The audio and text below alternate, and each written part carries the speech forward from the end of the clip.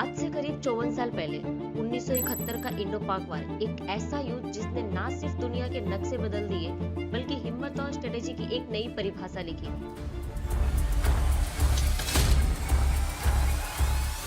इस वार के दौरान राजस्थान के थार डिजर्ट में एक छोटी सी बॉर्डर पोस्ट लोंगेवाला बन गई वीरता की वो मिसाल जो आज भी हर भारतीय के दिल में गूंजती। ये कहानी है मेजर कुलदीप सिंह चांदपुरी और उनके 120 जवानों की, जिन्होंने 2 से 3 हजार पाकिस्तानी फौज और उनके टैंक का बहादुरी से सामना किया और एक ऐसी जीत हासिल की जो मिलिट्री हिस्ट्री में सदा के लिए अमर हो गई। चलिए इस कहानी को 3D के माध्यम से समझते हैं। लोंगेवाला राजस्थान के थार डिजर्ट का एक सुनसान कोना था जहां नॉर्मली बॉर्डर सिक्योरिटी फोर्स के जवान तैनात होते थे, लेकिन जब 1971 में इंडो पाक वार का सुर उठने लगा तब पंजाब रेजिमेंट की 23rd बटालियन की अल्फा कंपनी को यहां डिप्लॉय किया गया, जिसके लीडर थे मेजर कुलदीप सिंह चांदपुरी।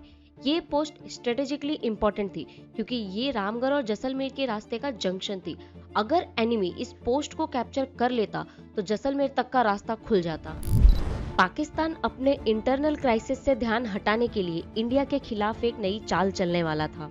3 दिसंबर 1941 की रात पाकिस्तान ने अपने प्लान ऑपरेशन चंगेज खान के तहत इंडिया के 11 एयरफील्ड पे सरप्राइज बॉम्बिंग शुरू कर दी। ये एक साजिश थी इंडिया को प्रवोक करने की और ईस्ट पाकिस्तान में होने वाले नुकसान को वेस्ट में टेरिटरी कैप्चर करके बैलेंस करने की। पाकिस्तानी प्रेसिडेंट याह्या खान के स्ट्रैटेजिक डॉक्ट्रिन के मुताबिक defence of east Pakistan lies in the west. उन्हें लगा कि अगर वो राजस्थान के बड़े हिस्से पे कब्जा कर लेंगे तो वार के बाद नेगोशिएशन टेबल पे इंडिया के साथ बार्गेनिंग कर सकेंगे। पाकिस्तान का प्लान था कि लोंगेवाला पे एक सरप्राइज अटैक करके वो रामगढ़ और जैसलमेर तक पहुंच जाएंगे। उन्हें लगा था कि इंडिया ने अपनी सारी ताकत ईस्ट पाकिस्तान पे लगा दी है और वेस्टर्न फ्रंट कमजोर है। 4 दिसंबर की रात सेकंड लेफ्टिनेंट धर्मवीर सिंह अपनी टीम के साथ बॉर्डर पे पेट्रोलिंग कर रहे थे। थार के सन्नाटे में उन्हें एक अजीब सी आवाज सुनाई दी, जैसे कोई व्हीकल उनकी तरफ बढ़ रहे हो। ये पाकिस्तानी आर्मी थी जो लोंगेवाला पे सरप्राइज अटैक करने के लिए बढ़ रही थी। उनके पास 2 से 3 हजार जवान, T-59 और सरमन टैंक की एक रेजिमेंट, मैकेनाइज्ड व्हीकल और 2 जर्मन सर्फर डॉग्स थे जो लैंड माइंस डिटेक्ट कर सकते थे। पाकिस्तान को इंटेलिजेंस मिली थी कि लोंगेवाला पे सिर्फ 10 से 12 BSF होंगे और ये पोस्ट आसानी से कैप्चर हो जाएगा। धर्मवीर ने तुरंत मेजर चांदपुरी को एनिमी के अप्रोच की खबर दी। मेजर चांदपुरी के पास सिर्फ 120 जवान थे, जिसमें से 30 पेट्रोल पे थे।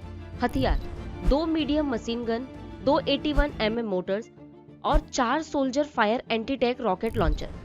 दूसरी तरफ पाकिस्तान आर्मी एक पूरी ब्रिगेड के साथ टैंक और हैवी आर्टिलरी के साथ आई थी। इंडियन आर्मी हेडक्वार्टर को खबर दी गई, लेकिन इमीडिएट रीएनफोर्समेंट भेजने में कमी थी।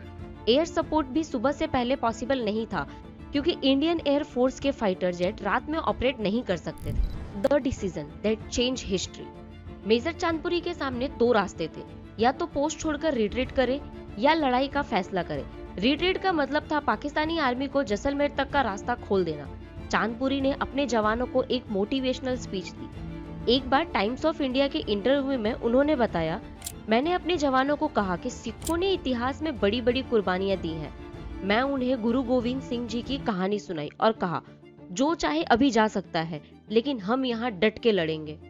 एक भी जवान पीछे नहीं हटा, सबने एक आवाज में कहा, हम लड़ेंगे। ये वो पल था जब 120 इंडियन जवानों ने 3000 पाकिस्तानी फौज के सामने डटकर लड़ने का फैसला किया, चाहे जो हो जाए।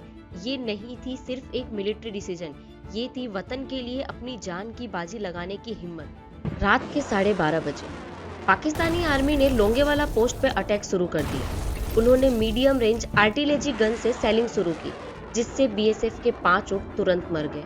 भारतीय जवानों ने जवाबी गोलीबारी तब तक रोकी जब तक पाकिस्तानी टैंक 30 से 15 मीटर के रेंज में नहीं आ गए। जैसे ही टैंक करीब आए, इंडियन सोल्जर्स ने jeep mountain 106 mm M40 recoilless gun से फायर शुरू किया। देखते ही देखते 2 पाकिस्तानी टैंक तबाह हो गए।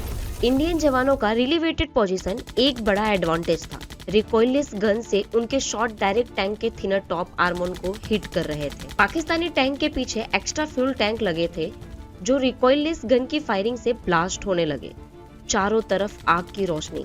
पाकिस्तानी आर्मी साफ दिखाई दे रही थी और इंडियन जवानों को टारगेट करने में आसानी हो रही थी। इस दौरान एक इंडियन जवान माइन लगाते हुए शहीद हो गया, लेकिन जवानों का हौसला घटने के बजाय और भी बढ़ गया।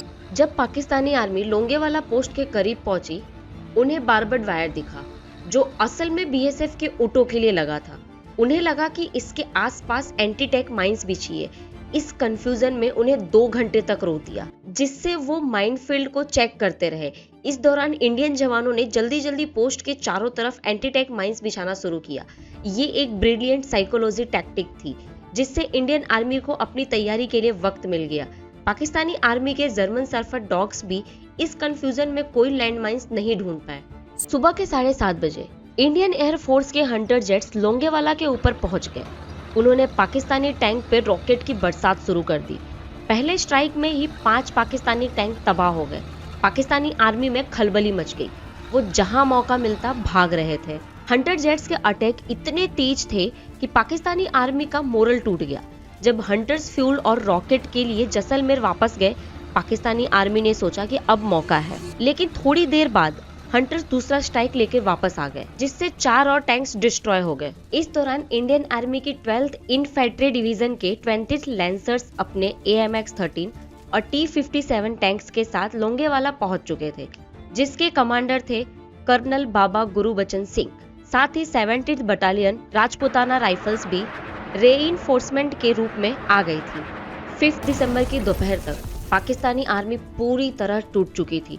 36 टैंक तबाह हो चुके थे 22 हंटर्स के अटैक से, 12th ग्राउंड एंटी टैंक की फायर से, और 2 टैंक कैप्चर कर लिए गए। 100 से ज्यादा व्हीकल डिस्ट्रॉय हुए और 200 से ज्यादा पाकिस्तानी जवान मारे गए। पाकिस्तानी ब्रिगेडियर तारिक मीर ने फाइनली अपनी आर्मी को रिट्रीट का ऑर्डर दिया। 6 और 7 दिसंबर तक इंडियन एयर फोर्स के हंटर्स ने पाकिस्तानी आर्मी को बॉर्डर के बाहर तक खदेड़ा। पाकिस्तानी हेडक्वार्टर को यकीन नहीं हो रहा था कि उनकी इतनी बड़ी फोर्स एक छोटी सी इंडियन बटालियन के सामने हार गई। इंटरकेप्ट पाकिस्तानी मैसेज में सुना गया, इंडियन एयर फोर्स ने हमें तबाह कर दिया। एक प्लेन जाता है, दूसरा आता है।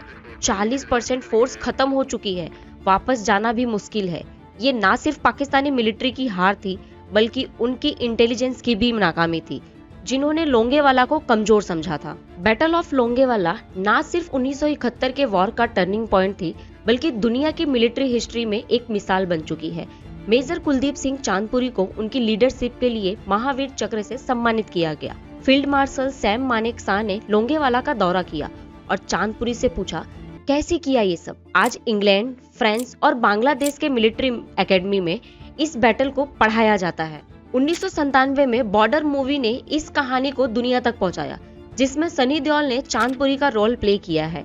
लोंगेवाला आज एक मेमोरियल है, जो हर इंडियन को याद दिलाता है कि हिम्मत और हौसले से बड़ी जंग जीती जा सकती है। ये थी बैटल ऑफ लोंगेवाला की कहानी, एक ऐसी लड़ाई जिसमें 120 इंडियन जवानों ने अपने हौसले, स्ट्रेटजी और वतन के लिए अपनी जान की बाजी लगा दी। ये कहानी सिर्फ सैनिकों के लिए नहीं, हर उस इंसान के लिए इंस्पिरेशन है जो मुश्किलों के सामने डट कर लड़ता है।